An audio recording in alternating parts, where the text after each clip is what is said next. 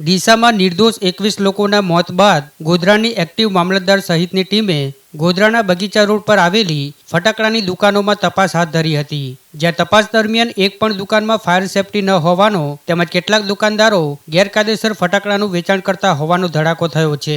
જોકે તપાસના પગલે કેટલાક દુકાનદારો તો મામલતદાર તપાસ માટે પહોંચે એ પહેલા દુકાનના શટર પાડી રફુચક્કર થઈ ગયા હતા। આથી લાયસન્સ વિના ધમધમતી 11 ફટાકડાની દુકાનોને નોટિસ ફટકારી સીલ મારી દીધું હતું। ત્યારે સવાલ એ છે કે આગ લાગે ત્યારે જ તંત્ર કે અધિકારીઓ કૂવો કેમ ખોદે છે, પાણી પહેલા કેમ પાળ બાંધતા નથી। ડીસામાં બનેલી આગની ઘટના એ પહેલી ઘટના નથી। આ પહેલા પણ આગની અનેક ઘટનાઓ બની ચૂકી છે, જેમાં ઘણા નિર્દોષ લોકોએ જીવ પણ ગુમાવ્યા છે।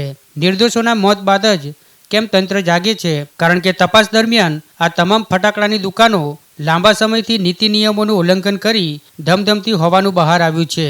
ત્યારે આ તમામ દુકાનો ફટાકડાઓથી ભરેલી હોવા છતાં કેમ તંત્ર દ્વારા નિયમોનું પાલન કરાવવામાં ન આવ્યું તે પણ એક સવાલ ઊભો થઈ રહ્યો છે।